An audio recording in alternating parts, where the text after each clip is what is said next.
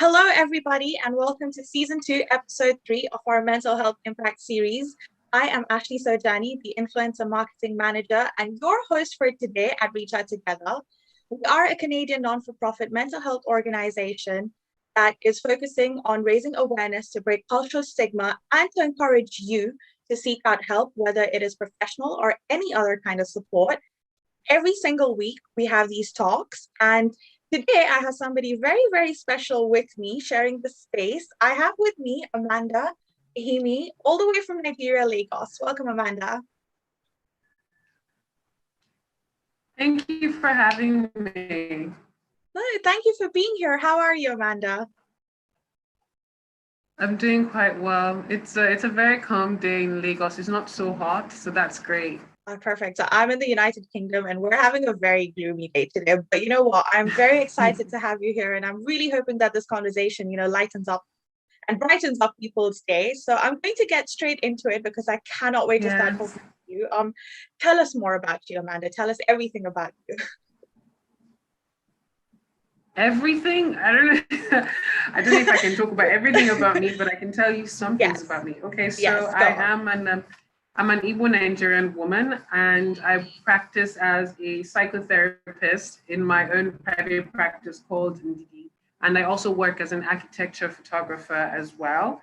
And for my practice, which is the main reason why we're here today, I work with people who are living with depression, anxiety, post-traumatic stress disorder, especially around the areas of childhood trauma, people that are struggling with existential crisis and also coping with grief. So those are my areas of specialization. I've been practicing for almost 4 years now privately.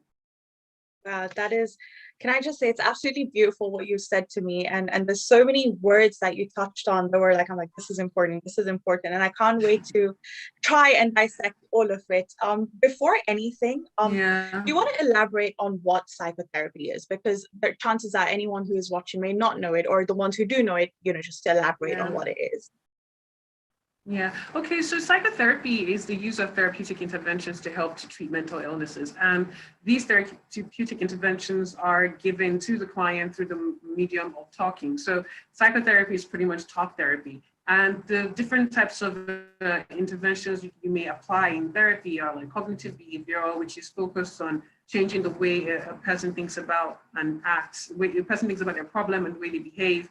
You could have psychodynamic therapy, which is going back and reflecting to past events that may be causing present time illnesses. And yeah, you have like rational emotive behavioral therapy, you have existential therapy, you have a feminist therapy, so we have different types of therapeutic interventions. And so psychotherapy is really using those different types of therapeutic interventions to help treat mental illnesses and to help improve a person's mental well-being. So yeah, that's it. So when you see a person say they're going to go to therapy, what they're most likely going to be doing is sitting in front of a therapist and having a deep explorative conversation with them about what challenges they're experiencing and what are healthy ways that they can learn to cope with the challenges of life and stress, that it doesn't cause a mental illness or worsen their state of mind that is already present.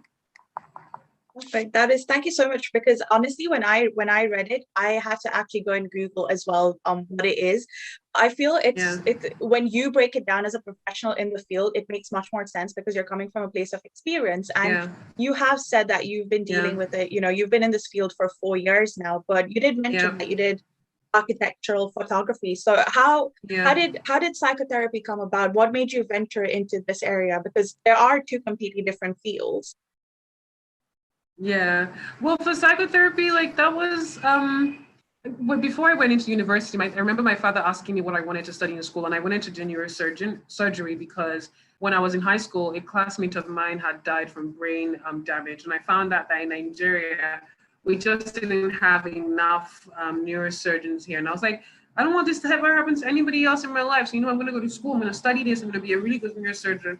But then as I was applying for school, the university I wanted to go to, my father was like, Amanda, you're not going to get enough money for people who do neurosurgery in Nigeria. Doctors don't really get paid that well, and you need to have a comfortable life. He was really looking out for me. So he was like, what is the other option that you'd go for? And I said therapy. And thankfully, at that time, he had friends who their children were practicing as therapists in America, and they were all telling him like, "Oh, your daughter is doing therapy. That's great. That's good." So my father was like, "Okay, yeah, that's a good idea. Do that." So I wanted to be a therapist. I wanted to practice. I wouldn't say I wanted to be a therapist. I wanted to practice. So I went to school. I studied for my first degree. And after I did my first degree in psychology in the University of Cape Coast in Ghana, I was very sure that this is something I want to spend the rest of my life doing, because understanding the way the mind works is as close as you can get to reading people's minds. So it was fun. So, and it helped me understand myself a lot better. I gained a lot of insight into my own personality, because you can't really go through something without it changing you. So after my first degree, I did my master's in clinical psychology. And after that time, I was like, okay, yeah, I'm sure I want to practice. But I was like, let me do it 40, when I'm like my 40s, because if a person comes to tell me they have depression, how am I going to treat them? I'm not that wise. I'm still a kid. I was in my early 20s. But as time went on, I also got depressed. I had to also go for therapy. I had to go on drug therapy, and I had to get myself out of that state of depression, because the facilities we had here were not exactly equipped properly, and the doctors that were assigned to my case did not do a really good job. So I did a lot of self-therapy, and I started volunteering with an NGO called Stand to End Rape. So I was counseling people, I was healing myself, and I was like, you know, Amanda, you like this job, you have a degree in it, you're good at it. Why don't you just do this full time? Do something that makes you happy. And so 2017, quit on my job, and I just said, I'm going to practice. And I started my own practice, and that was it. Yeah. Oh, that is so inspiring. There was so much there, like you. just recognizing, that this is something you like as such an important thing, first of all, and then acting on it, because you did have a job. What you said, your dad was worried about leading that comfortable life, and then leaving that to pursue something that genuinely makes a difference. Well done to you, and thank you for doing that. There is something you touched on right towards the end, where you said that you realized that the doctors assigned to your case didn't do a good job, and you then did your own research and started doing self-care yourself, and you realized that we don't have those facilities where you're from. I'm from Kenya, so I can completely relate. They're not there. So is there something that you can recommend in a crash course, a quick nutshell? How do you propose on dealing with things that people are going to when you don't have the facilities available? And I believe that is something that you're passionate about. Yeah, I think first, before I tell you to go into self-care therapy, for me that would be like the third option that I would give to you, or the second, because taking care of yourself by yourself can be difficult, especially when you're doing it in an environment like Nigeria, where there are not any people are not open to talk, having emotionally intelligent conversations. People are not open.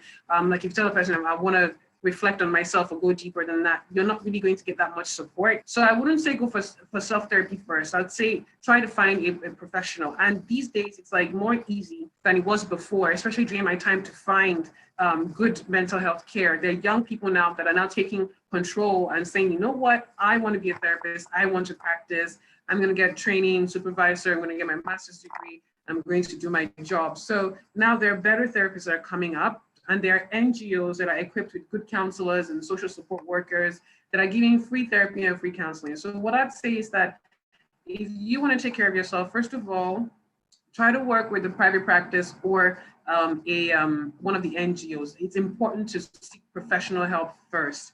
But if professional help isn't working out for you and you want to take on that challenge of taking care of yourself, you can do that, but it would require commitment, willingness, and a lot of discipline, like a lot of self-discipline. You would have to learn how to become very much aware of your own thoughts, how to question the things you know, the things you've been taught, and really create for yourself like a personal value system that aligns with the kind of person that you want to be. So it's a lot of work to do self-therapy, but the first place I'll tell you to go to is try to find a private practitioner, professional, or speak to one of the NGOs. And it's important to do that so you can get a proper diagnosis if you have a disorder. So because if it's a disorder, it would take a lot of effort. And if it's something that you need medication for, like let's say if you have bipolar disorder or schizophrenia, I can't tell you to self-care out of that. It's not possible. You need medical attention. So the first thing to do is seek professional help. And there are now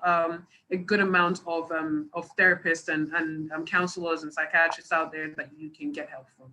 So yeah, first do that, then we can discuss self-therapy if it doesn't work for you. Perfect, perfect. And I completely resonate with that. I think that is, growing up, I've been in a situation, where I've felt something, and you turn towards Google and you're like, okay, I'm feeling this way. How do I deal with it? But sometimes that's not the answer. So it is very important to just to reiterate everything you said, just go see that professional first, because that can save you all the time that you're going to spend otherwise trying to heal, trying to overcome. There is a question that has come up from our audience, so before I continue with mine, I think I'd rather tackle that one first, because I believe people are enjoying and liking what you are saying. So the question that we have is, Amanda, have you personally faced any stigma related to mental health, or just the field you're in? I actually faced a lot more stigma when I was sick, more than when I started practicing. Now that I'm practicing, people ask me, what do you do? I'm like, I'm a therapist. They're like, what kind of therapist? I'm like, I'm a psychotherapist. I work with people who have mental illnesses. And they're so excited. They're like, I've never met a therapist before. This is so exciting. What do you do? Sometimes I will just be like, I need your help. I need to talk to you. I've been looking for a therapist. God has sent you in my path. There's some that, like, really, there was a time I went to a hotel and this gentleman walked up to me because I have tattoos on my body. I really like tattoos. So people see them and think that, oh, maybe I'm an artist, or I'm a musician, a producer. They stereotype me. So, and it's fine, to be honest, because they're trying to make sense of who I am. And sometimes it's uncomfortable, but it is what it is.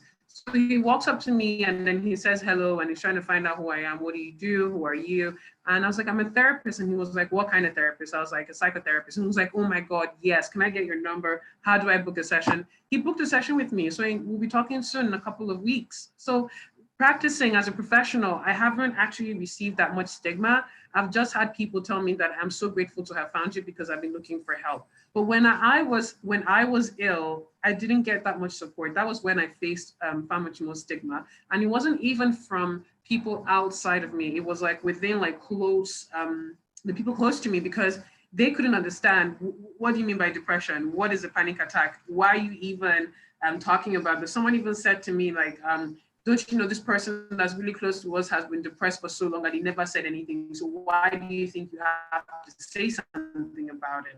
There was a time when I felt like I had to print out a document that properly explains what depression was. Took it to go see them. I said, like, this is what's going on with me. It's a real thing. Like, when I think about it, I can't believe that there was once a time when I had to convince you people that it was possible to be depressed, and I was depressed. When I was even in university, I remember telling my colleagues at that time, we're in like our second and third year, and I was like, guys, I think I'm mildly depressed. And they didn't take me seriously. It was a joke. But now that I sit back and reflect, I was really, really depressed when I was in school. So back then I was right on point with what was going on with me. So as a person who was suffering from mental illness, I did face stigma. But coming out of it and then practicing professionally, I've had people approach me more from a place of more than that. Or they're just curious and they ask questions like, does this happen in therapy? What kind of things do you talk about? People want to know, do Nigerians really come for therapy? And I'm like, yeah, they do. Lots of Nigerians do come for therapy. They just don't tell you. So you think that it's not happening at all. But yeah, so yeah, I don't really face that much stigma a lot these days. It's more of acceptance and asking for help. That is beautiful that you've now reached a place where you're not facing that. But and it's unfortunate that at one point that there was that case. And I know that even today in so many places, especially developing countries, because that conversation is not happening, that stigma still exists. What you said in the end, that a lot of people come to you for it, but you're not aware because they don't talk about it. So from a place where somebody is going through something, they have opened up, that I am feeling depressed. What you said, you had to print out a paper to prove, that this is what this is. You need to understand that this is something serious. What was your, you were in a place where you understood that this is what it is. You were brave enough to have that conversation. But if I, for instance, am somebody who has been facing that stigma, how would you propose to me to, just take that step to have that conversation? Or what would you suggest to try break that stigma? Because I feel that is something that is so important to even get that help. First, just break that stigma. But how do we do that?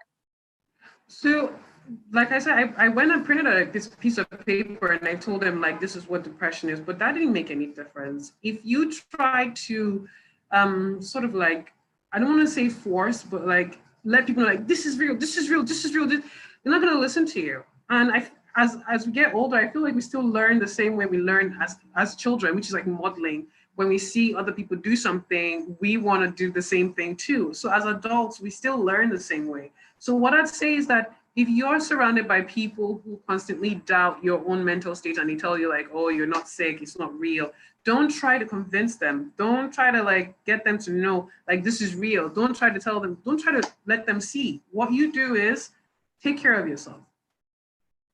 Yeah. The moment you take care of yourself and then you start to get better, they will ask you, what exactly did you do? By the time you start to improve and then even talk about getting better, far much more than you're talking about being ill, they will start to ask questions. And that's exactly what happened. So I stopped trying to convince the people around me that I was sick. I stopped trying to help make them understand. I stopped trying to educate them.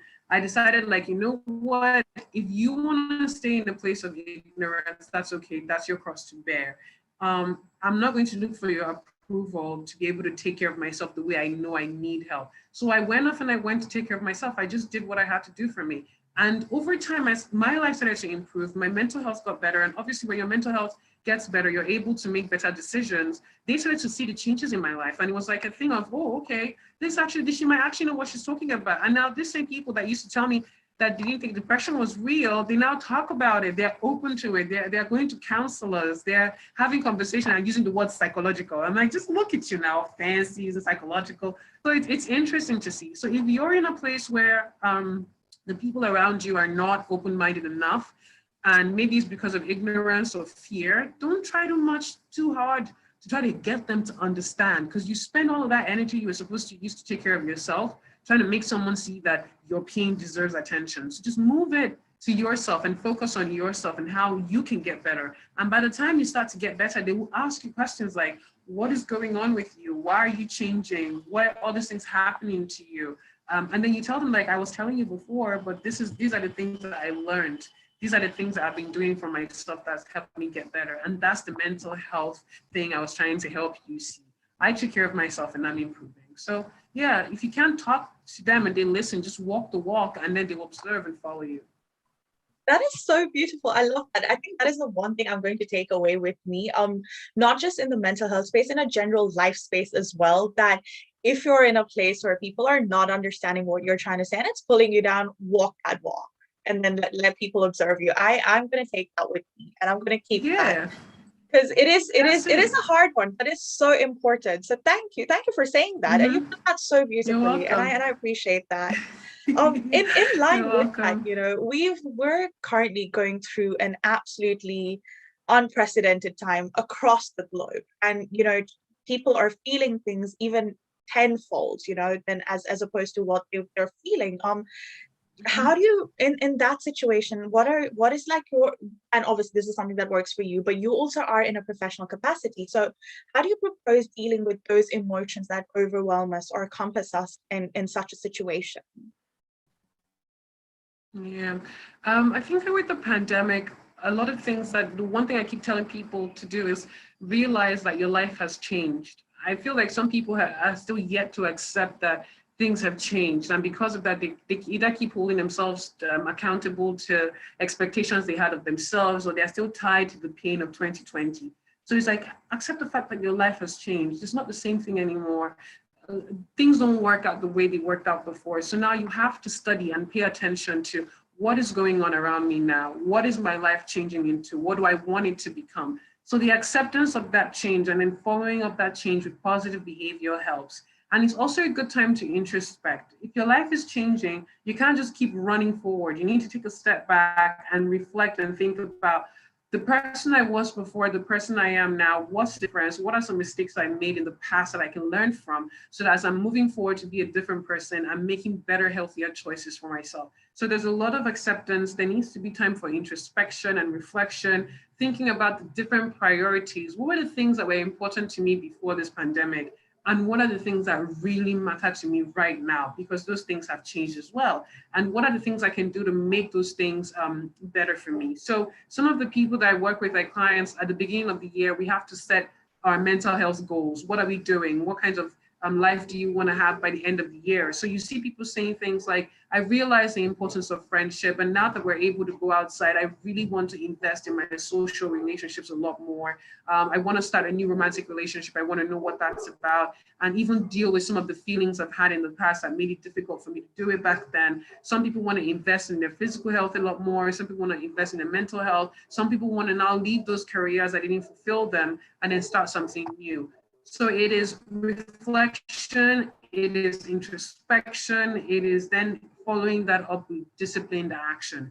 And then also imbibing very healthy physical health habits like eating well, making sure that you're sleeping, making sure that you are keeping in touch with the people in your life, like good social conversations, making sure that you're exercising as well. And not just exercising because you want to look fit, but because you want to be fit. You want your body to be healthy and strong. And so you can be able to do the things that you really want to do to make your life happier for you. So, and then also picking up good mental health habits. Starting therapy is a good place to start.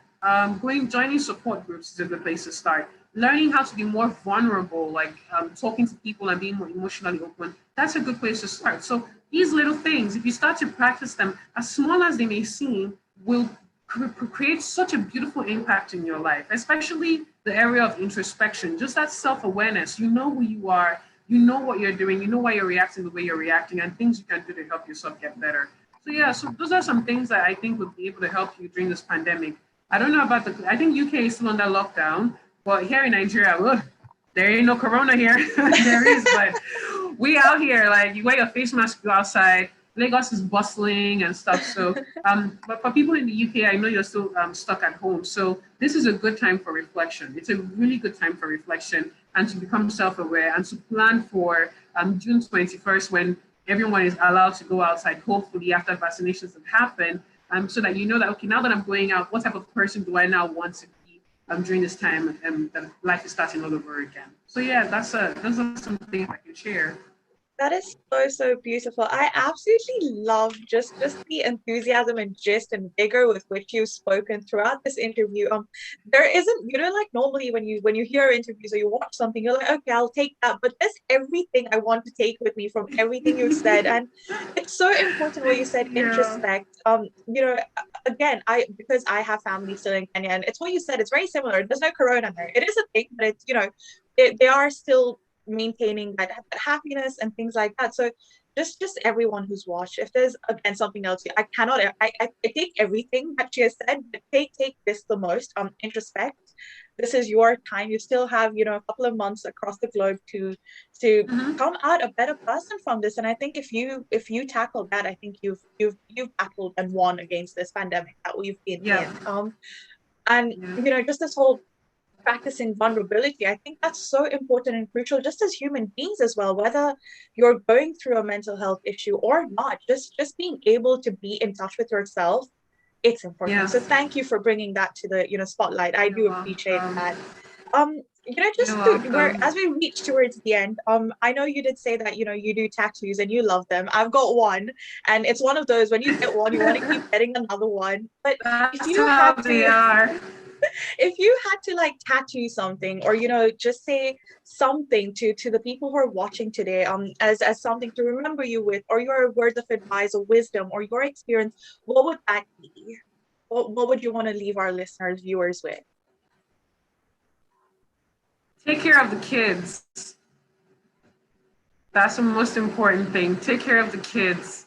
Because even as I'm a millennial, I'm almost 30. I'm confronted with the fact that I'm old. I'm not the person who everything is being made for anymore. There's a whole new generation now that's coming after me that will become change makers in about 15 years from now. They will be in their 20s as well. And we need them to have the right mind. We need them to be critical thinkers. We need them to feel safe. We need them to be confident. We need them to be bold. We need them to be adventurous, and we need them to be happy, and we need them to be healthy. So, and for posterity's sake, to continue what already exists. So take care of the kids. The kids, they're like an ignored population. I don't know if it's the same in the UK, but here in Nigeria, kids are not being nurtured in a healthy way, emotionally, mentally. They are exposed to so much violence, especially at the hands of people who are supposed to protect them, their own family members. So if you are around children, or you are a parent, or you are a guardian, or you are a teacher, or you even have a neighbor or a sister, or you're an uncle and aunt or an aunt, be there if you can. Be there, and when the kids around you experience you, let them experience love, let them experience intelligence, let them have someone they can talk to, someone they can rely on, because they have a lot of questions about the things that are changing in the world right now.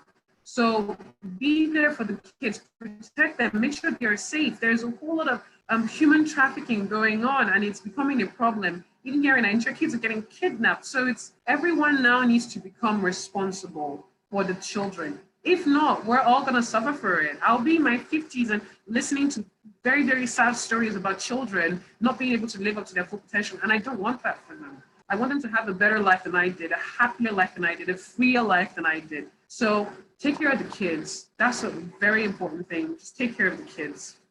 I couldn't reiterate that enough. Thank you. Thank you for saying that. And thank you for discussing something that is so important and oftentimes ignored. It's what you said, they are the generation that are going to be the change makers. And you want to have those intelligent and emotional and hard conversations with them. Like growing up, I didn't have the conversation of mental health. It was after I came to the United Kingdom, that move from a third world country to a developed country, as per se, where I have those conversations. So have those difficult conversations, educate them, allow them to, breathe. And what you said, just take care of them. That is absolutely beautiful. And I cannot thank you enough for bringing that to the limelight. Thank you. You're very welcome. You're very welcome. Before I end, I am now going to put you on the spotlight because I do enjoy doing that. Fine. Do you know what our logo stands for? So if you take both your fists and you put them together, do you know what our logo stands for? It's community work. Close. A part of it, yes. I'll help you. So I'll help you. So what we normally do is you just take both your fists and you put them together. So this symbol in American Sign Language is known to represent together. And the reason we use the color orange for it is because in color therapy, it is known to evoke emotions of warmth and happiness. And to top it, we have a circle, which is to represent the world, which is what you said, the community and that togetherness. And that is what our organization is all about. We're, at Reach Out Together, we're all about healing the world, community by community, conversation by conversation, just like the one that you and I have had today. So thank you for sharing your thoughts, for being here. And I know the half an hour is not a long time, but you have been absolutely amazing. And everything you've said has been so, so vital. And I cannot thank you enough on behalf of myself and the team and everybody who's watched this today. No, thank you for being here. I'm so grateful. And to everybody else who has viewed this live or is going to come back later, if you have an experience that you want to share with us, just drop us an email on Ankita@reachouttogether or drop us a message on any of our socials. We would love, love, love to have a conversation with you. And Amanda, once again, thank you so much for being with us today. Thank you. Thank you for having me. I'm grateful. Thank you. And that's a wrap from us. Okay. Bye.